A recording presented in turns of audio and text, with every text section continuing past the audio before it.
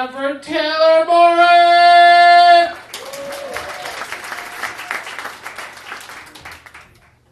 Thank you, guys.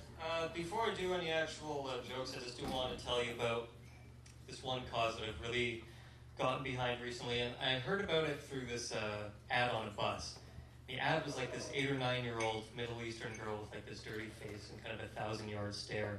And beside her was text, and the text said, "She fled bombs in the summer, but she can't escape winter." I was like, wow, what a weird ad for Game of Thrones. I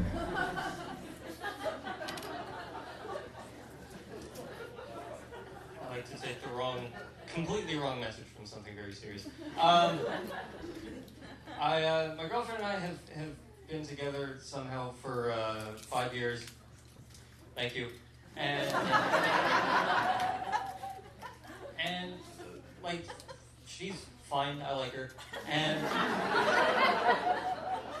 like, honestly, like, jokes aside, like, she's kind of personality-wise, she's everything I want. Sexually, she's everything I want. Like, she's like, there's nothing better in bed than a dirty girl. A room full of liars. That's fine. Thank you, one honest person. Like she loves to be like humiliated. Like, she loves to be seen with me in public.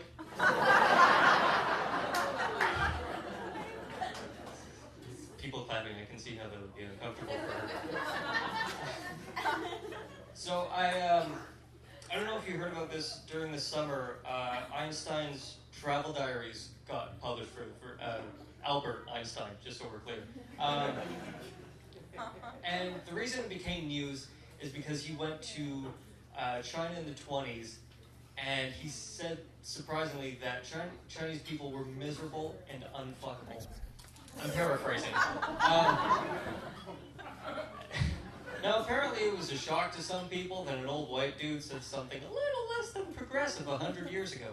And like, honestly, like, Chinese people took it very well. They're like, China was suffering in the 20s. It wasn't good there. One guy was my favorite. He said, my grandmother was there during that time, and she's completely unfuckable. Just awful.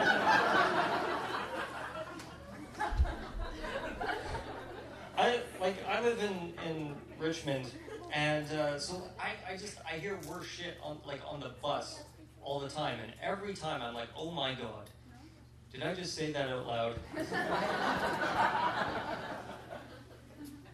So, this is incredibly stupid, but I'm going to talk about it. Does anybody remember maybe like 10 years ago, within like a couple of years, there were just, Hollywood was apparently obsessed with penguins? Does anybody remember this? Like, March of the Penguins, fucking Happy Feet, all this, like, in a couple of years. Or, as Alex Jones would explain it, the global elite have teamed up with Big Penguin.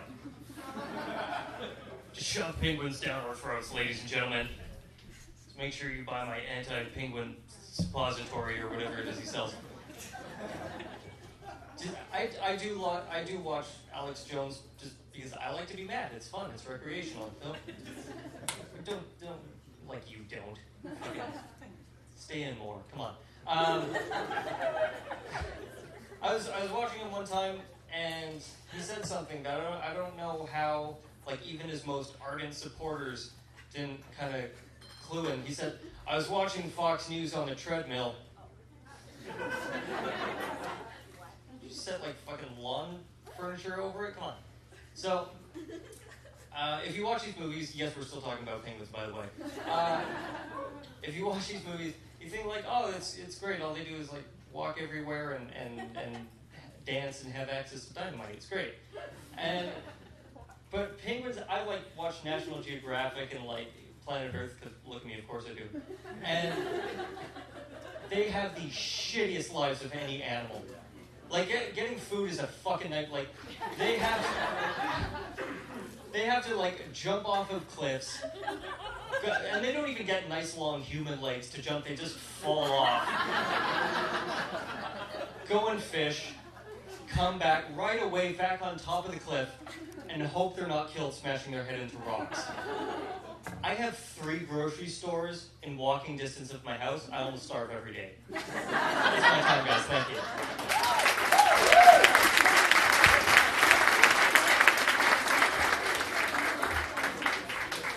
All right, you guys heard for real.